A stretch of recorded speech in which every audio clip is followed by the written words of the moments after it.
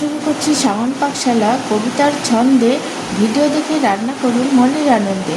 নমস্কার বন্ধুরা, শ্রাবণ পাকশালাতে সবাইকে স্বাগত জানাই। আজকে আমি বানাবো মৌরি কাতল। একই রকম কাতল মাছ বা রুই মাছের রেসিপি করে তো খেতে খেতে ভালো লাগে না, তাই স্বাদ বদলাতে আমি ভাবলাম যে এই মৌরি দিয়ে যদি রান্নাটা করা যায় তাহলে কেমন হয়।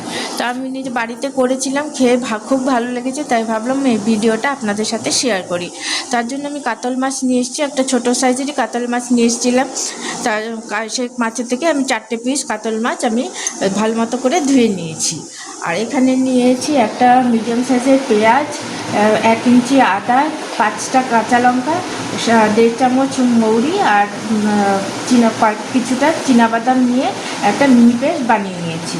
এখানে নিয়েছি টক দই, এখানে নিয়েছি কিছুটা মৌরি, আর এখানে নিয়েছি গোলমরিচ, লবঙ্গ আর এলাচ ফোড়নের জন্য। এখন আমি রান্নাটা করে নেব। আমি মৌরি কাতলটা বানানোর জন্য কড়াইতে সর্ষের তেল দিয়ে দিয়েছি। তেলটা গরম হয়ে গেছে। এখন আমি লবণ হলুদ মাখিয়ে মাছগুলোর মধ্যে মাখিয়ে নিয়েছি। এখন এগুলোকে আমি ভেজে নেব।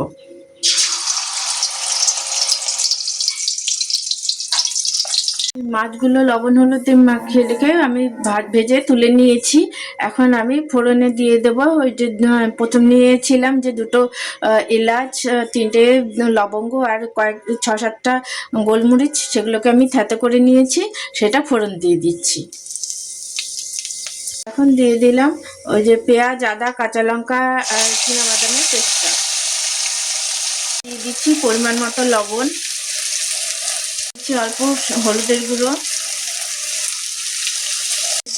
লবণের সাথে ভালো মতো করে মশলাটাকে কষিয়ে নেব যতক্ষণ না এই পেঁয়াজ আদার কাঁচা গন্ধটা চলে যাচ্ছে। পেঁয়াজ আদার কাঁচা গন্ধটা চলে গিয়ে সুন্দর মতো তেল ছেড়ে গেছে। এখন আমি এর মধ্যে দিয়ে দেবো ফেটানো টক দই। টক দইয়ের সাথে সমস্ত মশলার সাথে ভালো মতো করে আস্তাকে মিডিয়ামে দিয়ে মিশিয়ে নেবো ভালো মতো করে। এটা খেতে দুর্দান্ত লাগে এবং বেশি কিছু ইনগ্রিডিয়েন্টসও লাগে না, ঘরে থাকা সামান্য কিছু ইনগ্রিডিয়েন্টস দিয়ে এই রান্নাটা করে নেওয়া যায়। গরমের দিনে এরকম হালকা পাতলা মশলা দিয়ে খেতে খুবই ভালো লাগে, স্বাদটাও বদলায়।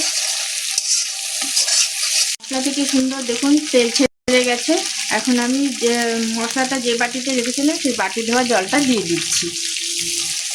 গ্রেভিটা ভালো মতো ফুটে গেছে। এখন আমি এর মধ্যে দিয়ে দেবো ভেজে রাখা মাছগুলো।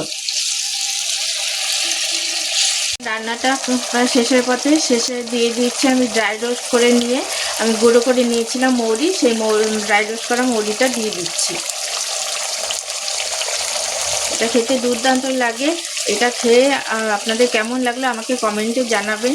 আর খেয়ে ভালো লাগলে আমার চ্যানেলটিকে সাবস্ক্রাইব করবেন, লাইক করবেন, শেয়ার করবেন এবং কমেন্ট করে আমার পাশে থাকবেন।